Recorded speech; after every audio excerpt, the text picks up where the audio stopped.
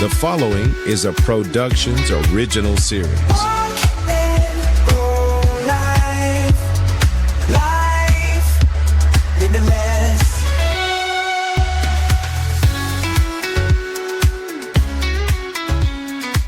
Hello and welcome to Walk and Roll Live. I'm Doug Vincent along with Addie Rich. We are Yeah, there she is. We are a podcast dedicated to giving a voice to the disability community. We do that by having those with a disability on to tell their stories and the organizations that provide programs, services, and support to the community on to share what they do. And that's what we got today. Yes. Yeah, we've got one of the organizations. Yeah. I'm a polio survivor, crutch and brace user for years, and transitioned into a wheelchair over the last 20 years or so. What's your story? That's my story. I have cerebral palsy. I have had various levels of mobility throughout my life, but I'm using a walker most of the time now and moving toward a wheelchair on a more permanent basis. Yeah. You're leading the way. I'm a trailblazer. Since we had our wheelchair race off. Man, I'm now loving mine too. We're matchy. We picked different colors, but you know. Yeah. So, how was your week? We had Thanksgiving this past week. We did. It was awesome.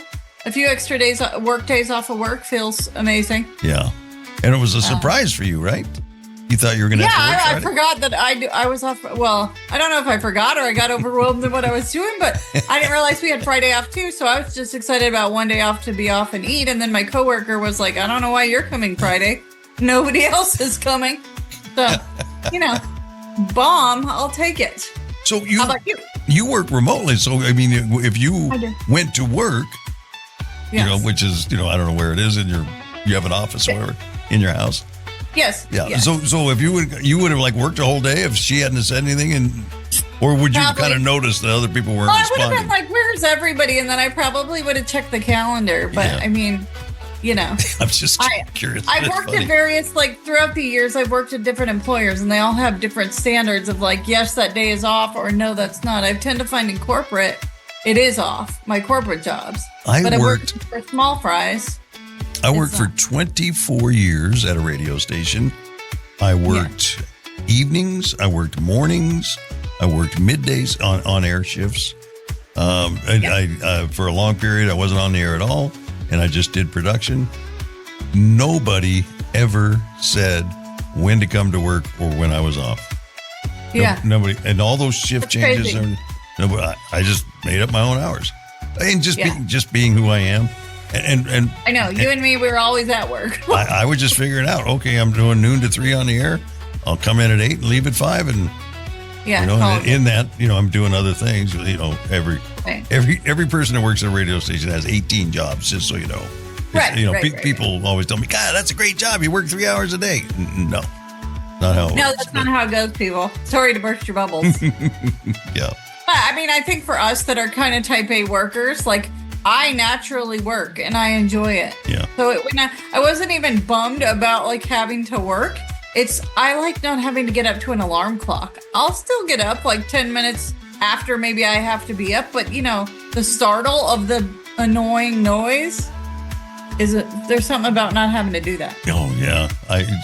I was talking to somebody at Thanksgiving that is retired and still she sets a alarm clock. I'm like, why do you do that? You're like, why? Yeah. Are you a masochist? What is it, a sadist or a masochist that likes that? Which is it? I don't know. But how else was your Thanksgiving? It was good. I think I told you last week my daughter and the family went to the in-laws, her in-laws. And so I went to some friends' house. I've been there 2 or 3 times. It's always a great time. I feel like I'm part of that family, and just too much, just too much food and desserts. And I won't use their names, but I'm going to share this story. And I don't know if I've said this here. I tell this story and I don't know if I've said it here, but maybe I did last week. The chips thing. Did I tell you about that? Yeah. You did talk about the chips things, dudes bring chips. Yeah. Yeah. So I get 3 bags of chips. I got 4 different kinds of dip. So what they do, and it is fine if that's what they want to do. But I asked the host, what time's the party start? He says 12:30. So if it starts at 12:30, that's kind of a, nobody shows up at the exact time somebody says there's a party. Yeah. Right. There's people that come, early, on time, late, Yeah, there's I was a little late. I'm like 12:50, Okay. Well, and I forgot, but like I say, I've been to their house a few times. They serve, like you come in the door and they serve right away. Oh, so you mean like get your plate and sit down? Yeah.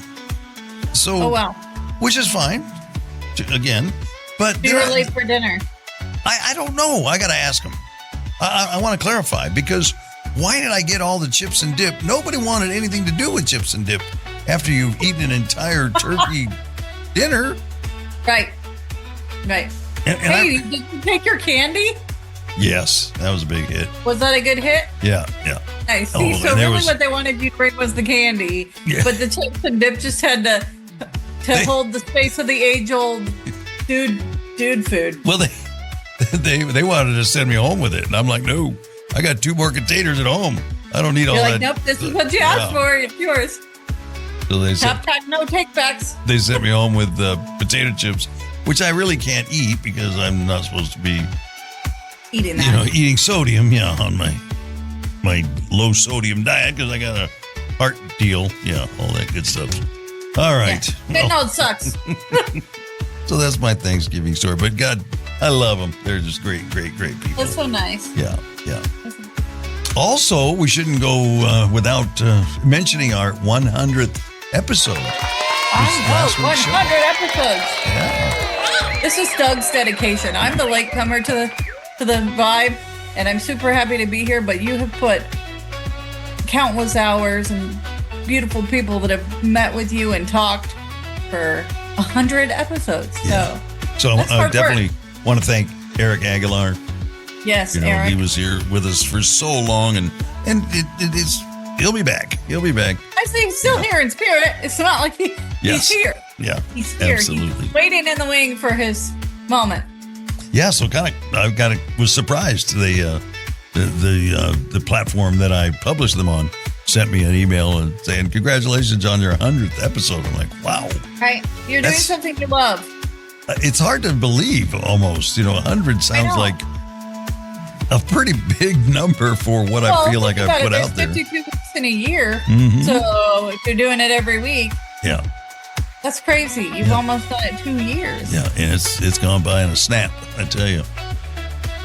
Well, congratulations, Doug, Eric, and everyone who has had a hand in making it happen. Yeah, and thank everybody, absolutely, for being here to do it. It's been great. Was there anything else? Just thank you, everybody, for listening to us review the Disney movie Out of My Mind. I don't know how it did. I think on Disney Plus, it was like top 5 in all their movies on theirs. Yeah, so really good. I mean, they're up against Wicked, so that's got to be tough. What a horrible time. I mean, And you saw Wicked. You like that? Yeah. I haven't seen it on the movie. I saw it in the theater, like live action theater years ago, and I loved it. Oh, gotcha. I thought it was you that said you had gone to went to the movie. No. Okay. I've thought about it though. I guess it's doing very well. Have you seen it? No. Okay, I think you should see it because it actually kind of has a disability theme. Really? Yes. I'm not going to give it away. Yeah. You should see it. All right. I'll have to. No, I loved it. I mean, I love, like, one of the things my mom, when we were young, like, got us into going to theater. We'd go to PCPA down in Santa Maria, down from where I grew up. And I love live action. Like, as soon as I got to be an adult and could afford tickets, and I lived right by the theater, they have Broadway across Atlanta. And so you buy a season pass and you get like 6 or 8 live action plays. And I loved it. And Wicked was one of them that I saw. I never was a theater kid, Yeah. But I enjoy live action too. I used to sneak into the auditorium in high school and just watch them rehearse and do all that. Yeah. I loved it. And then when I got into radio, there was a guy that was a salesman and his wife. I don't know what she did, but they were theater people. Okay. So they in San Luis Obispo, they did workshops for theater. Okay. So they asked, they and I hung out with them a lot. So they were like, hey, when I wasn't hanging out with your family. So I was, so they're like, you got to come, when you do commercials, that's kind of what you're doing. You're directing and there's commercials that you act in and all that, you'd be good at it. And I'm like, what? So I did it. And I was the director of a scene from The Glass Menagerie. Oh, cool. Yeah. And so, we rehearsed for weeks and weeks and weeks on this, just the one scene. And then we added a theater in San Luis Obispo that I don't know how they secured it, but one of the movie theaters, and we were there and we showed, or everybody that was in this workshop, there was like 6, 8, 10, maybe, I don't know, something like that. And then we all just presented our scenes. Oh, how fun. Oh, one of the greatest experiences of my life. Nice. There you go. Yeah, because I know you were a thespian. And I didn't act. I was the director. But it was great because the two actors I got were, they had acted, so they were the theater kids. And they, and it wasn't like, what is this idiot doing? He doesn't even know what he's doing. They were teaching me and helping me with it. And then once I got on and what I wanted, there was some very specific things that I wanted, in directorial. Right. You're like, if this is my debut. Yeah. So, and then, I'm standing at the back of the theater, watching them, and I'm like a proud papa, watching this thing go off. But anyway, enough with theater talk. Don't forget to like, subscribe, and share. Find us on Spotify, iHeart, Apple, YouTube, and so much more. YouTube's doing very well. Yeah? I've kind of learned a few things. I've learned how to put the SEO, the search. Oh, yeah. Yeah. So, I've watched a couple of YouTube videos and know how to do that. So now I found where they are and kind of putting those in and how that works best. And so, it's helping. So. Yeah, YouTube is like college on the computer. Yeah, for anything you want. Exactly. So coming up today, we've got an interview with Jose Peña with Disability Rights California. We're going to talk all about reasonable accommodations and how he does his work to help people in the workplace on both sides of that equation. Coming up right after this from Aguiar Professional Training. At Aguiar Professional Training, we know that your greatest asset is your team. Investing in their development, knowledge, and happiness is essential for your business's success and growth. To achieve new heights, it's important to hire intelligent, talented individuals and empower them to excel in their areas of strength and passion. Aguiar is committed to transforming your employees into happier, more productive, and fulfilled individuals. When your team thrives, your business prospers. Wise leaders understand that providing team members with opportunities to shine in their strengths unlocks untapped potential. Elevate your team with Aguiar Professional Training and witness the growth of your business.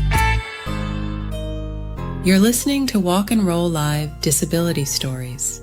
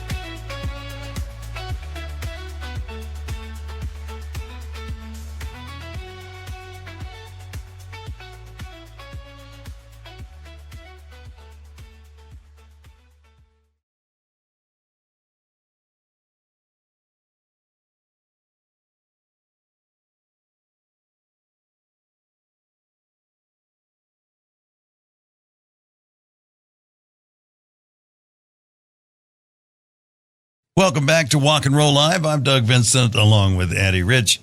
And we wanted to talk about reasonable accommodations for the disabled community. And so, of course, we went out and got an expert with us today. I'm going to let you introduce yourself. So my name's Jose Peña. I pronounce he, him. I am the reasonable accommodation specialist for Disability Rights California. I do identify as a person with a disability. I have cerebral palsy, and I am based out of the Southern California area, Chino to be exact. Yeah. Well, thank you for joining us on Walk and Roll Live. We appreciate it. Glad to be here. And we're interested in learning more about what your expertise is with Disability Rights California. And maybe we could start before we get to your area specifically and give our listeners kind of an overview of what Disability Rights California does. Yeah, so Disability Rights California is the state designated protection and advocacy organization. So what we do is we're a legal nonprofit that defends and advocates the rights of people with disabilities. Within that, we have several grants to not only do that work, but also do other work in the community. We receive a grant from the Department of Developmental Services to make sure that regional center clients are also having their rights protected, making sure that things that are being done in a way that serves the client well. So we do that.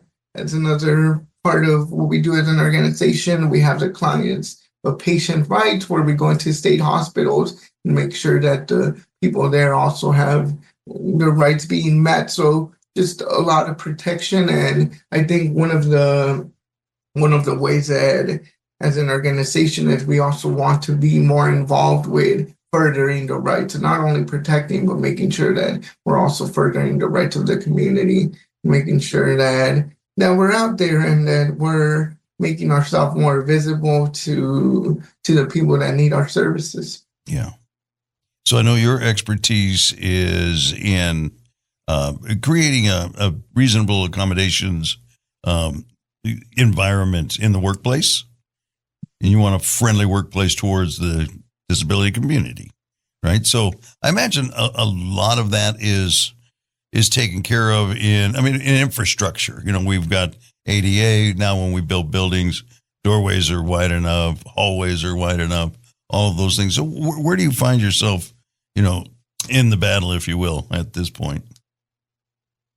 Yeah, I think for me, it's more of the day-to-day. So as far as building accessibility, those things are fairly straightforward. The ADA mandates what needs to be, what measurements need to be, or how things need to be set up, and for things to be accessible. Where I feel like most of my battles come in, or most of my advocating comes in, is when we're talking about doing the actual work, talking about essential functions and how a person's disability might impact the way they meet those essential functions. So to me, it's thinking more about either procedures that we have in place, figuring out what are some of the strengths that the employee has, and how do we work with that employee to maximize those strengths so that they can meet their essential job functions. Now, you mentioned the ADA, and I think the ADA does a great job explaining how things need to be.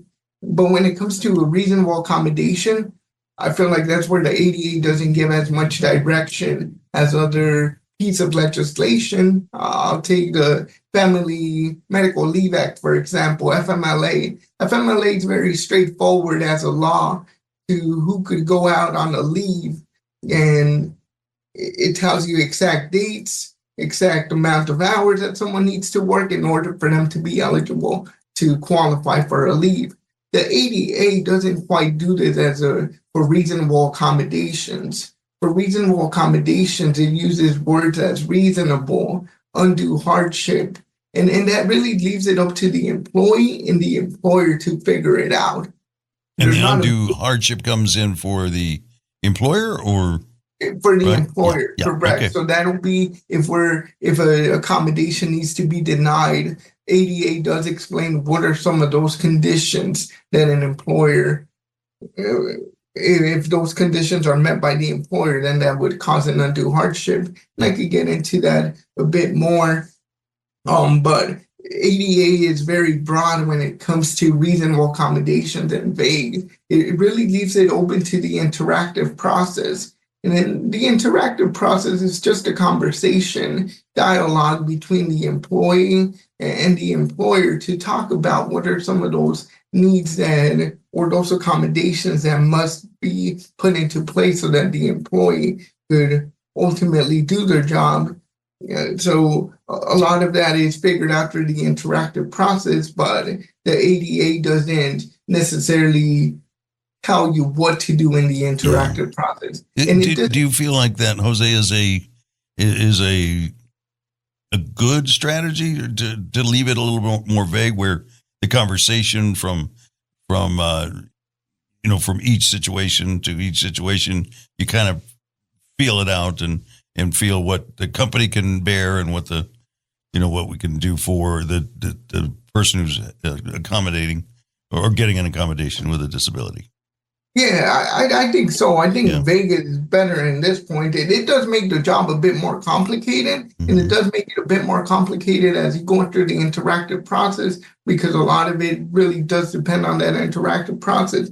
But the vagueness, I think, in this point helps as well, because you're able to fully look at all aspects and come up on an accommodation that is very tailored to the individual without looking at precedents that has happened before in the past, or looking at a strict or at a list of the accommodations that you could provide. So I think the vagueness really allows for the employee to be open, the employer to look at the resources to identify what accommodations going to work best. And as people with disabilities, we all know that our disability impacts us in different ways. Yeah. So although we might have the same diagnosis, the disability might impact us in completely different ways. So that vagueness, I think, it's where it makes sense for our community, because our needs are not the same. Yeah. Even though we might have the same disability. We've talked about that many, many, many times on this program. Yeah. Yes, Those differences. Yeah. We don't all know each other. Yes, we will. That's the joke we always say. Yeah. I like to use a quote of, if you met one person with a disability, that means you've met one person with a disability. Not like an umbrella. Oh, I met someone with cerebral palsy, so now I can speak for the community. Right. Oh, so do you know so and so? Because No. Yeah. So I'm curious, you're talking about the different accommodations and the conversations and stuff. Typically, when do those conversations happen? When the person is going to be hired, when they're just hired, when an issue arises? Like you say, every situation is different, but is there sort of a time that we start that conversation? All of the above. It could happen anywhere during the process. And even, in fact, it actually starts during the application process, because as an employer, we need to provide accommodations to qualified applicants. So if an applicant needs a reasonable accommodation, they could request one for the interview process. And as an employer, we have to meet that accommodation if it's reasonable. Other times it might be once they get the job. We know, as being people with disabilities, that we make up the largest group of unemployed. So you could sort of see the trend that sometimes having a disability makes getting employment a bit harder. And at times you even see discrimination when it comes to people with disabilities and employment. So a lot of those conversations might happen after someone gets a job, because they don't want to disclose it before in order to skip some of those unconscious bias that might come up. Jose, so real quick, if I can ask a question about that. So, I can imagine, I can understand why somebody might want to hold that back in the interview process. But can you tell us, does that end up working against you? For our listeners now who are maybe going for and applying for jobs, if they don't disclose that and it kind of pops up later, does that make the relationship a little more adversarial with the new employer?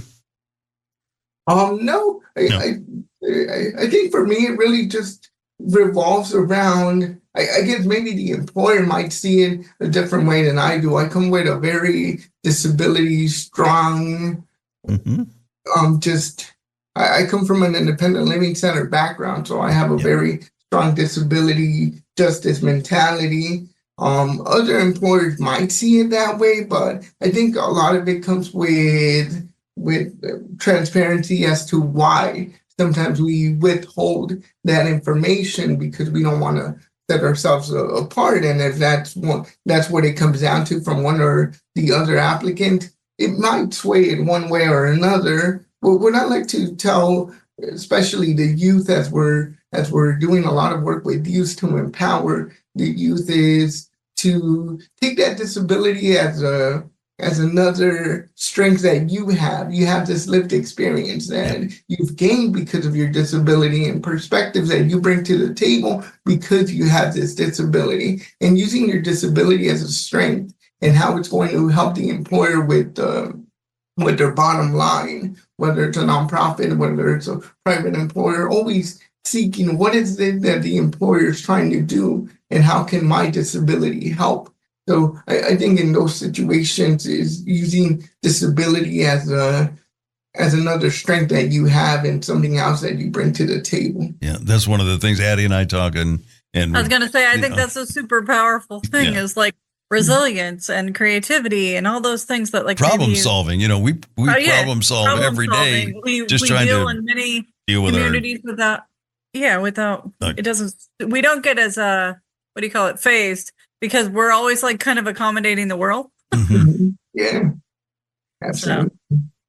No, and it's only an accommodation when people with disabilities need it. I'm not sure if you saw there was a press at the White House a couple months for October for National Disability Women's Awareness Month, and Haben Girma was sharing how lights, when you go into a room, there's lights, and that's to accommodate people who are unable to see in the dark. But since everyone needs it, then it's not an accommodation. Yeah.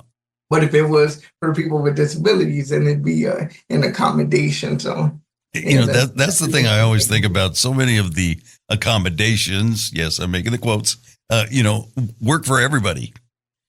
And there's many accommodations that people don't know that's what they started as, but now they're everyday parts of our lives, So.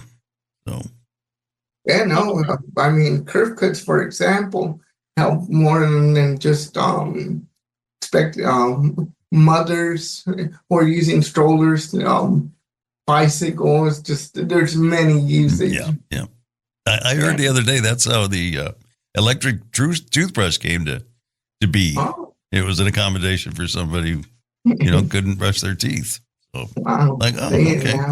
Now it's everywhere. Now it's not an accommodation. Now it's a mass-produced item. Yeah, just part of our lives. Right. So I don't know, this may be a big curveball, but you probably have the statistics on how many people are unemployed or employed in the disabled community. But do you have the statistics on how many are employable that are not employed? I don't. Yeah. The thing that makes it complicated and sort of use that number is, as people are filling out the census, sometimes they give you the option of not employed, not seeking, which will not put you on the unemployed list. It'll just put you as someone that's not seeking employment. Right. I don't think we do a good job capturing that data, but I'm sure that this is something that we've been fighting as a community with the census so that we could get an accurate representation of disability. But at this point in time, no, there's no, I wouldn't have that number. So that's something that they're working towards to kind of help in your day-to-day work, right?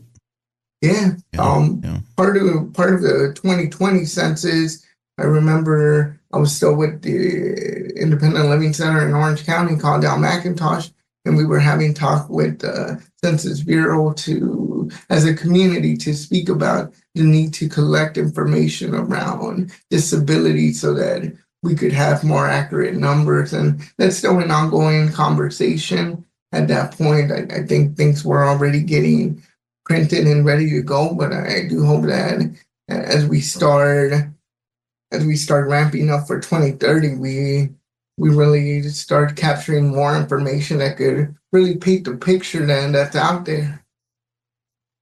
Do you, in your work, do you find that employers are reluctant, or do they push back? Or, I mean, I don't know. I think, in history that was the case, but have we made some progress? Or, are you like the IRS coming when they, when they see you coming?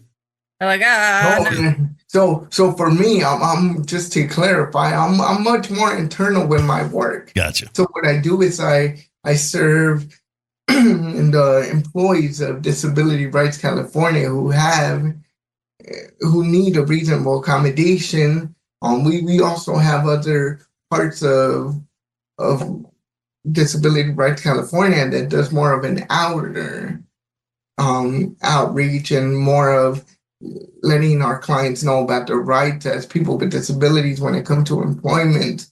So I think for that one, my view is a bit limited, because I've been fortunate enough to work at two very disability-friendly organizations. One of them being an independent living center, which is mandated to have 51% of the staff identify as people with disabilities. So right there, we want people with disabilities to come work for us. And something very similar at Disability Rights California, where a large makeup of our employees also identify as people with disabilities.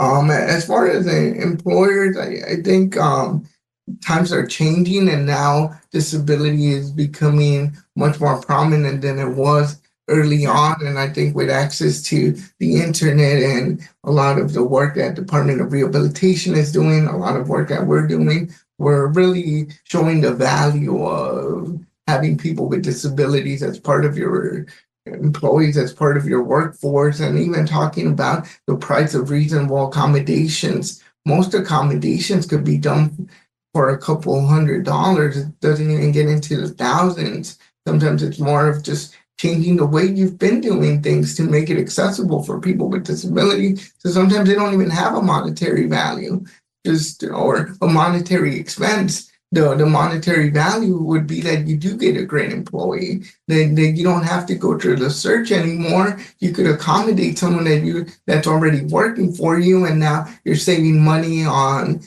talent acquisition. You're saving money on the training that needs to happen. So a lot of times when we're speaking about reasonable accommodations, we don't see the value of providing an accommodation, because we can't say, hey, by providing this accommodation, we've saved this much money. But if you really think about it and think how much time a recruiter is going to take to find a person, the job boards that we're posting on, this could add up quickly. And that's the value that you're saving by providing reasonable accommodations.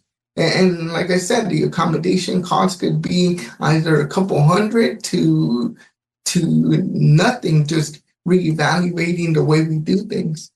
Yeah. Are there particular challenges that people with disabilities face in the workplace? I mean, there's some things that kind of come up a lot that. And I guess it really just depends on the nature of the role for hours. Speaking about Disability Rights California, we try to be very mindful of accessibility, so that certainly decreases a lot of challenges when, let's say, people go to an organization and they need documents to be accessible. If there's no training on accessibility, then that could pose challenges. someone using, let's say, a screen reader, and people are sending out documents that are not accessible, that'll make it difficult for that person to use the screen reader to read the documents that are being sent out.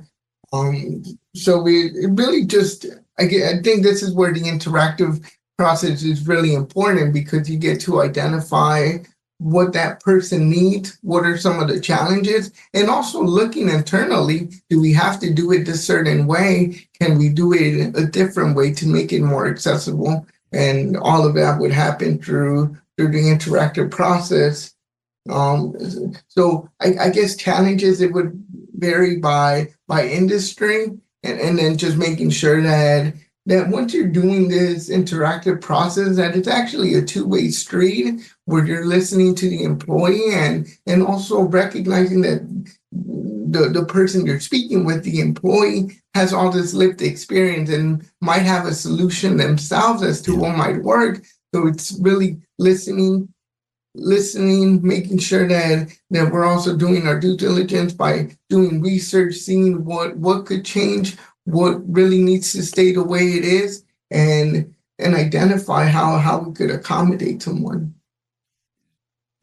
So how are you usually engaged? Is it the employee that reaches out to Disability Rights California, says, now, and let me back up just a little bit. Generally, is there a level where people are asking for an accommodation, they get it, and you never get involved? There's a whole realm there, right?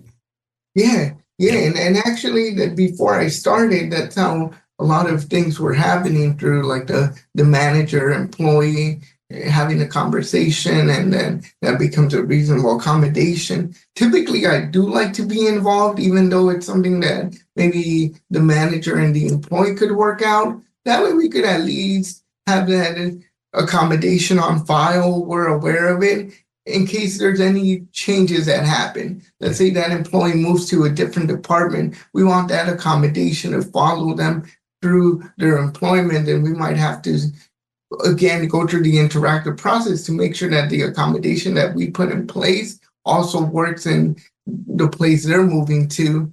So being aware of that accommodation allows me to have that conversation with the supervisors, so that the employee doesn't have to retell their story whenever they switch supervisors, or let's say they get promoted and now they have a different supervisor. I could be the ones that have those conversations with the supervisor, so they know so they're aware of the accommodation that employee has on file, and also know how to meet that accommodation if it required anything on their end.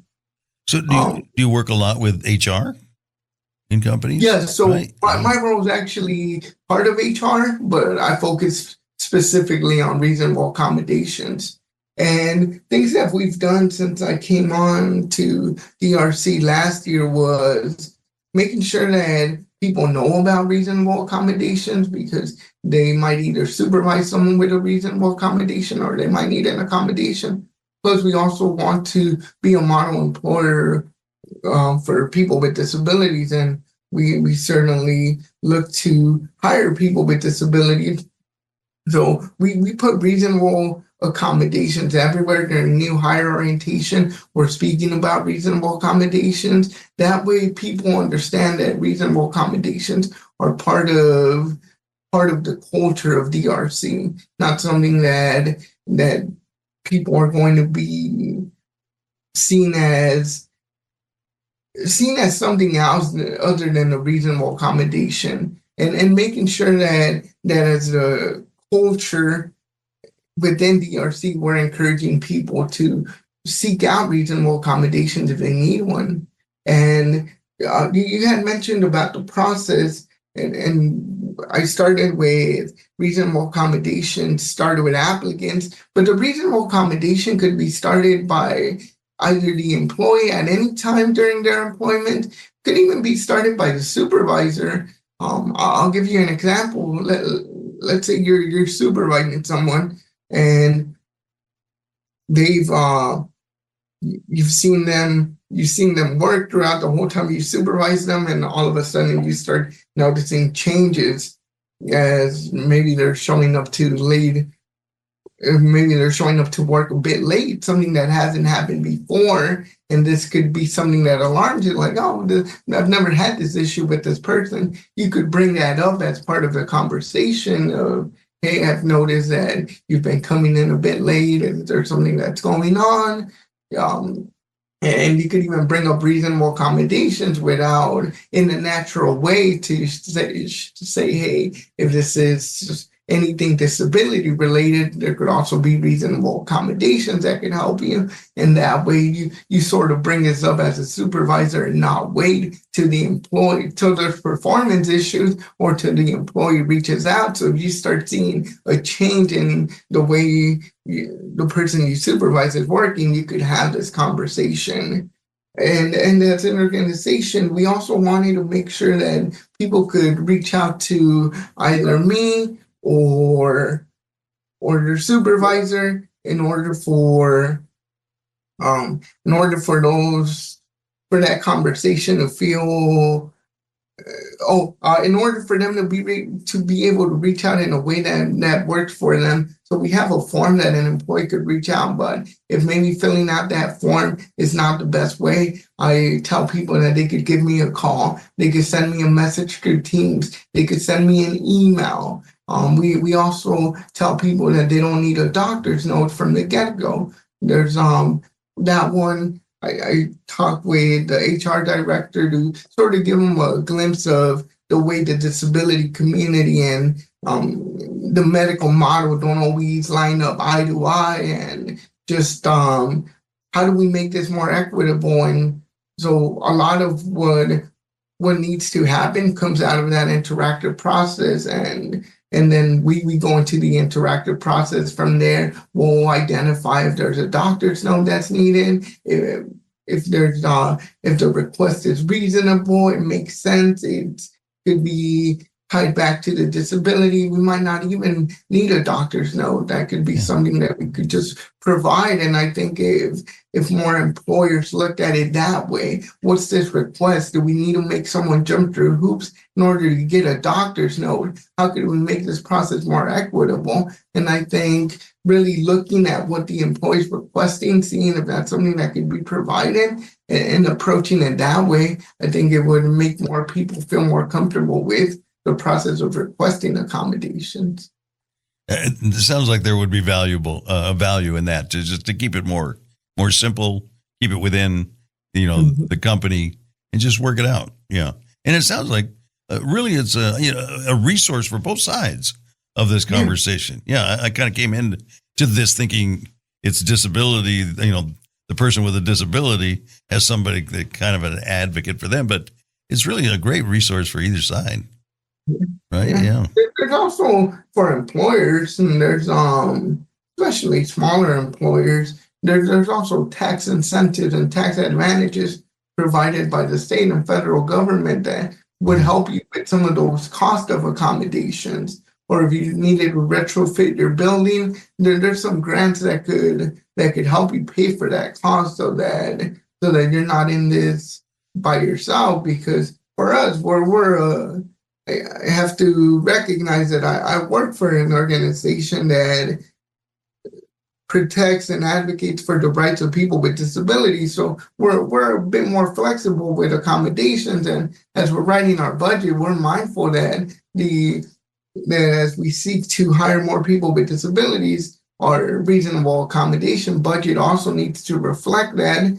I think for smaller businesses, that's where it might be a bit challenging. So just knowing that there's resources out there to pay for those costs. But also, as I was mentioning earlier, a lot of these accommodations are quite inexpensive. That could be met with a couple $100s, and then if not, then there's certainly other means to pay for accommodations. What's the role that technology plays in reasonable accommodations? Yeah, great. Technology has been certainly helping. One of the things that I'm really mindful of is built-in tools that come around I think Windows 11, Mac, Apple has always done a great job when it comes to accessibility.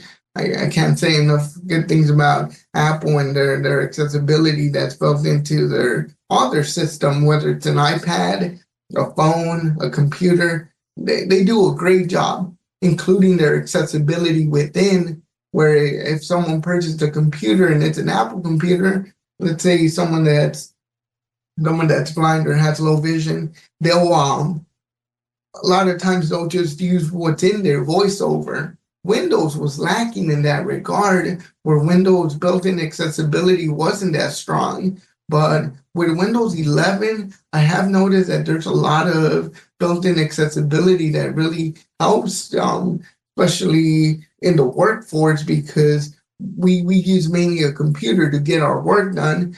So Right. with accommodations comes technology. Does someone need a screen reader? Does someone need another software? Where now I'm seeing a trend that a lot of those things are built in now. Windows 11, for example, has a closed live captions option. So if someone's hard of hearing or for learning disabilities, they need to have captions. That's something that could already be part of your computer as we're setting it up, making sure that we enable that feature so that it's so that it's giving you the captions even when you're not on a Zoom call, even when you're not on a Teams call. So this is just an example of leveraging technology to just enable things that are already there. You don't have to go out there and buy a captioning software if the computer's already doing live captioning. And this also comes with accommodations as well. And something to think about during the interactive process, something that I'm mindful of is, when do we rely on technology versus when do we rely on having someone come in and provide that service? So for captions, if it's an in-person event, we most likely want to make sure that we have a captioner there that could listen to what we're doing. While if we're having a meeting, maybe with a few people, the captioner that's already on Zoom might just work perfectly. And seeing how someone's disability might impact them to really figure out what is it that might work. A lot of times the built-in caption that's on Zoom, that's on Teams, those do pretty good. So if someone's able to supplement that information with maybe a bit of lip reading, or if they're hard of hearing, by hearing, they can get the full message that way. So with technology, there's been a lot of opportunity to have accessibility already built in, and if not, phone apps have also done a great job. I've as I've gotten older, my hearing isn't what it once was. So I use closed captioning a lot of times when I'm watching movies, because they go from loud to quiet to loud to quiet, and I'm amazed at how they get it wrong, especially on live events. How they get it wrong a lot of times. It's like, I can hear it, so I know they're not typing what they said. And I'm like, wow, if you were relying on this, you'd have a whole different kind of an idea. But it's getting better and better. So. Yeah, and I think that's when the interactive would come in, where the interactive process is very handy, because if you're having a meeting, that everything that needs to, and remembering that we're a legal organization, if we're having a meeting with a client and that information needs to be as accurate as possible at that point, relying on live transcription might not be the best.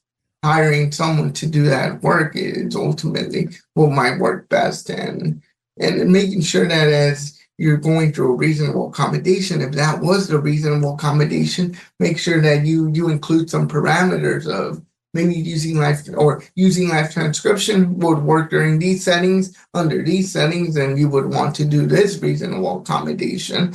So we leverage technology to make it more readily available, but also be mindful that technology doesn't work 100% of the time. Yeah. And that's why we talked about it when before we got started, that I and I'm recording the Zoom call. And, now there's AI that can, and that's one of the reasons I do it is I use Otter, which will, kind of transcribe our meeting, summarize it. And, I can put out a report on this meeting in no time at all. And it's quite accurate, Yeah, it's amazing. So any words of advice for either side of this equation, that you could give to employers or individuals with disabilities or that are in the workplace, entering the workplace or in the workplace, having maybe some issues. I'm sure there's some cases where you have to come in and be the kind of the peacekeeper, but let's hope those are rare. It sounds like from what you've said today, but. Yeah, I'd first start off with the people who need reasonable accommodations, whether that's the employee or the applicant, is to see your disability as a strength. Don't ultimately look at the employer's bottom line. Well, what's their bottom line? Are they for profit? Are they a nonprofit? And then line up your disability to show them how your disability is going to help them best achieve what is it that they're trying to achieve, and be confident in what you bring to the table. People with disabilities, we bring a lot of lived experience that we can only gather by having this disability. So being mindful of that and don't shy away from it it's one of our strengths. And then for employers is at the end of the day, we're people. We do things a certain way. Everyone does, and don't be afraid to ask questions. And also be okay with the response. Some people might not feel comfortable speaking about their disability. Other people might feel more comfortable, and when they do, ask questions. Don't be afraid of making a mistake. I think that's one thing that I do see. People seem to tread lightly to not make a mistake, but mistake happens. And if you're maybe afraid of saying the wrong thing, ask. And if the person's comfortable, listen to them. And also for employers, just understanding the benefits that hiring someone with a disability will bring. And I think to both sides is do some research if you can prior to going into the interactive process, so that you know what tools might be available, what maybe you could request, and at least you're coming to the table with solutions on both ends, and then work on those solutions, because at the end of the day, both the employee and the employers are looking to do the same thing, which is get the job done, and then that's where we both meet. It's, as an employee, I'm just trying to do what I need to do the job, and these are the tools that I need. And as the employer, I see it as those are the tools that the employee needs in order to do the job. So, do some research and know that everyone, that we share the same common goal. I'm struck by the fact that all this advice you've just given is valuable advice for anybody. An able-bodied person too. Be confident when you're in a job interview, or if you're approaching your employer about a problem that you want to address, and have a solution. Don't just go in and that's in my world. When somebody comes to me with a problem, if they don't have a solution, that's exactly the first thing I do. Is send them off to get a solution. Something, come to me with something. And I think that works for everybody. Like you say, we're all just people trying to get ahead and do our best. Absolutely. Because I've gone into reasonable accommodations meetings where we're trying to figure out what accommodation might work best. And if the employee doesn't have any viable, or not just any recommendations in general, not even viable, just recommendation, because we could work out of recommendations. If there's no recommendations, it's just throwing darts at just throwing darts at the wall and see what sticks, because we really seek to the employee to let us know what will work best in this case. And I guess to both, another thing is there's multiple ways of getting to the same destination, and it might not be the exact way that, as an employee, let's say you're requesting an accommodation, and the employer doesn't necessarily have to provide that same exact accommodation that you're requesting. If they feel like they could provide another accommodation that will get you to that same end result. So I think being mindful and being flexible on both sides, that there's different ways of getting to that destination, and it doesn't have to be that specific way. And speaking about that is one of the reasons why an employer might deny an accommodation. Let's say an employee requests an accommodation, and the employer sees another accommodation as another way of meeting what you're requesting. They could deny your original accommodation and then present to you a different accommodation that they see viable. Mm-hmm. So you've given me hope here listening to you today, Jose. I'm kind of discouraged. I've been disabled a long time. Like I know you have your whole life, and Addie as well. And we discuss, how somebody who comes to it later in life has a bit of a different perspective and a different experience.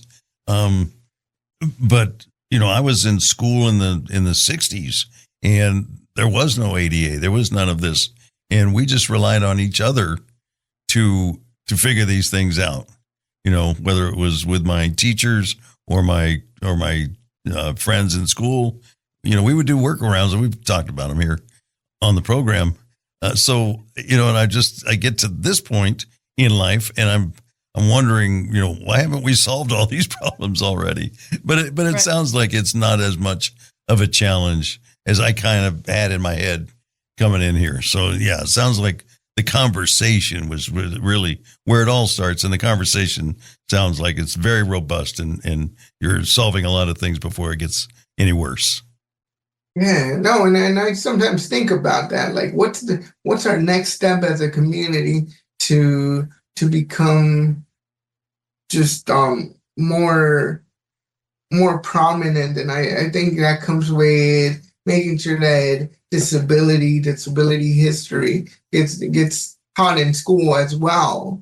And I think there's been some bills to push that forward, but until we start reducing the stigma around disability is when we're truly going to see people with disabilities being included, because now it's just another part of life, and it's not something that's stigmatized. It's not something that's not talked about, because I feel like that's how it was for a long time. Mm-hmm. Like, let's just not speak about disability. Let's even like growing up, like I knew I had a disability, but it was never really talked about or something you should embrace. It was more of just try to go through life without causing too much attention to yourself, lay low.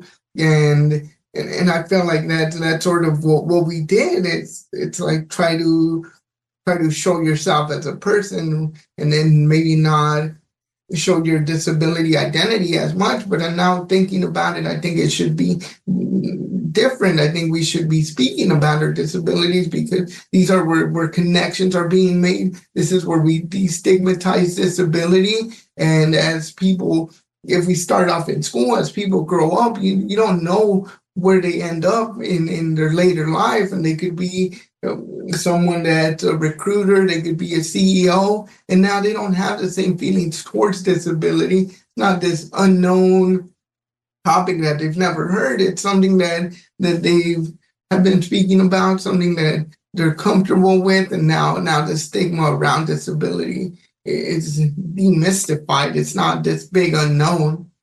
Yeah, I don't think we can wrap it up any better than that. I like that.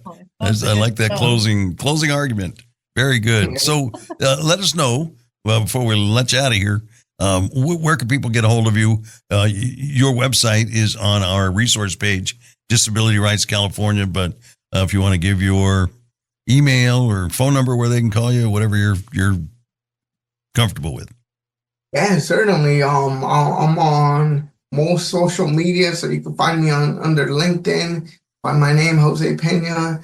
Yeah, so you can connect with me there. You can find me on Instagram, Facebook, or you could always send me an email as well. It's just my first name, period, last name, so Jose.Peña at disabilityrightsca.org.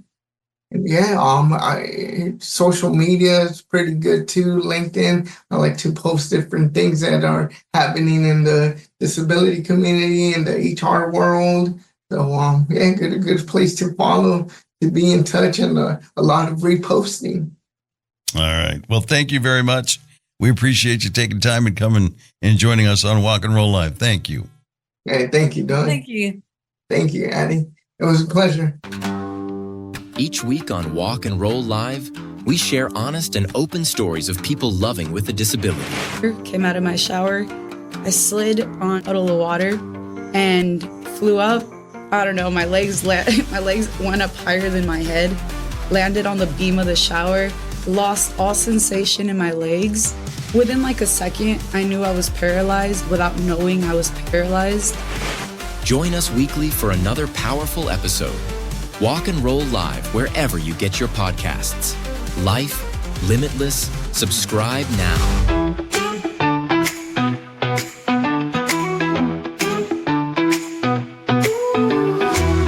This is Walk and Roll Live with Doug Vincent and Addie Rich.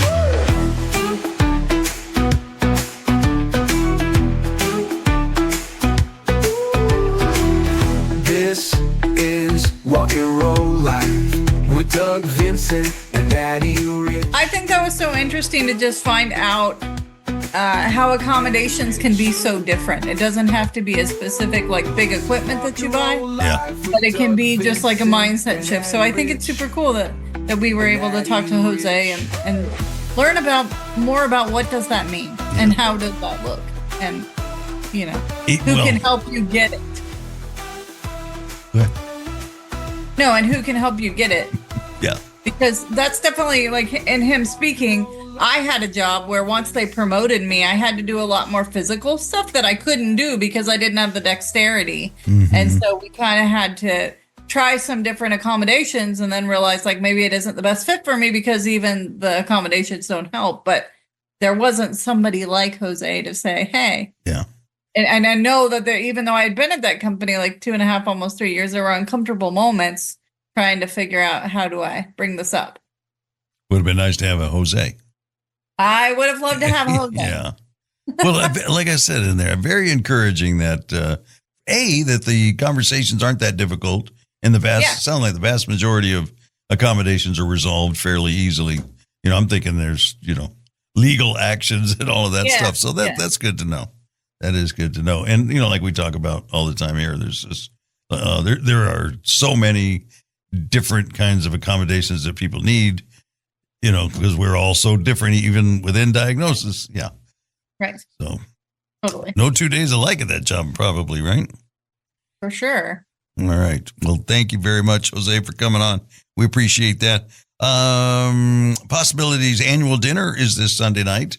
So I'll tell you all about that next week. That's where I'm the MC. I've been the MC for, closing in on 20 years. So nice. I'm jealous. You'll have to tell me all about it. yeah, it's fun. It's fun. Good meal and a lot of great people. They always have entertainment that's somebody from the disabled community. Nice. You've seen probably those artists that they put a canvas up and it's on where they spin it around.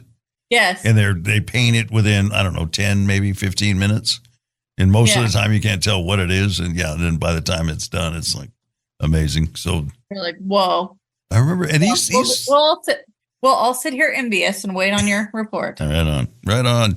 And let us know if you'd like to be on the show. Always looking for, wonderful stories. And I'm sure yours would be wonderful, and we'd love to share it with everybody. Or if you work with an organization that you think does some outstanding work, love to have them on and tell everybody about it, from, West Coast to East Coast. You know, I know we talk a lot from people from California because that's where we're at, but that's not, you know, exclusively that's by no, you know, no design. yeah, it's not like in our policy or anything. You know, we're looking for people everywhere and want to make this as inclusive geographically as we possibly can. So get a hold of us and we'll try to get them on. Also, if you're looking for resources pertaining to your disability, we have a resource page on our website, walkandrolllive.com. If you don't find your resource for your particular disability, let us know and we'll track that down for you and get it up there. And I've had some great people that have they'll let me know when a link's not working. So I know people are checking them out. You know, they'll send me an email. Idiot. Yeah. All this work is not for naught. Somebody is seeing it. Yours was one of them, but oh yeah, I know. But I right? understand I'm a bad girl. yeah. You know what? That's what happens when you get an ADHD mind that's like, oh, I'm going to try this and that, and this. So Doug is very patient with me. I try. All right. Next week, we have Tara's Chance. Again, an organization that's equestrian therapy.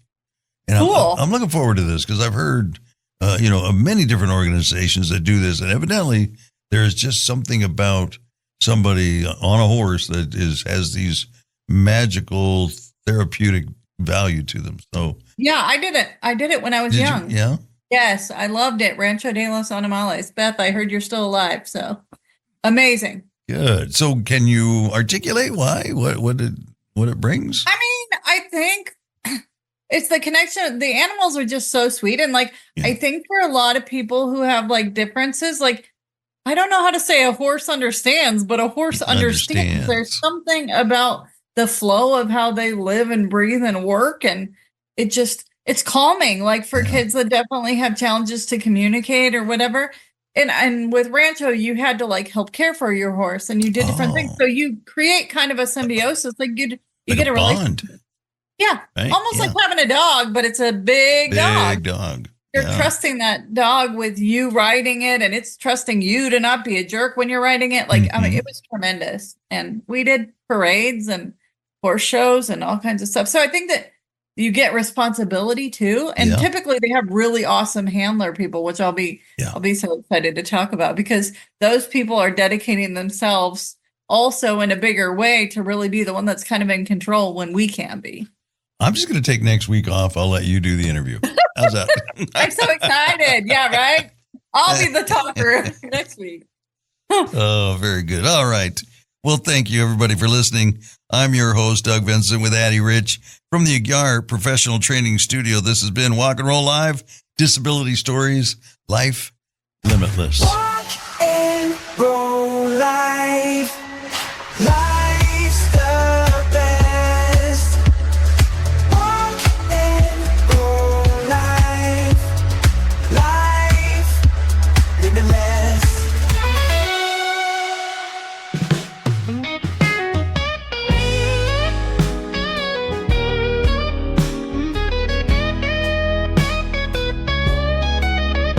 It's a disabled life, rolling alone, leaving my struggles behind, feeling strong. The road ain't easy, but that's just fine, 'cause I'm living my truth, walking my own line. Life is full of joy, I wouldn't change a thing. Overcoming what life hands me, hear me sing. Tough times don't last, but tough people do. It's a disabled life, and I'm breaking through. Every twist and turn, it helps me grow. I rise above the limits the world wants to show. Wheels on the ground, or crutches in hand, I move through the world like a one-person band. Life is full of joy, I wouldn't change a thing. Overcoming what life hands me, hear me sing. Tough times don't last, but tough people do.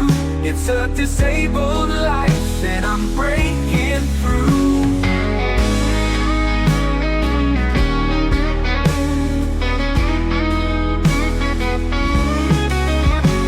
Taking every push, courage in my heart. Every Every single day's a brand new start. I'm rolling forward, leaving fear behind. In this disabled life, I shine, I shine, I shine.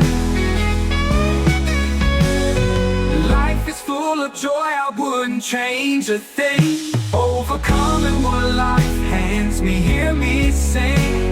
Tough times don't last, but tough people do. It's a disabled life, and I'm breaking through. Yeah, it's a disabled life, and I'm rolling free. Every challenge is a part of me. Stronger with each step, brighter every day. In this disabled life, I'll find my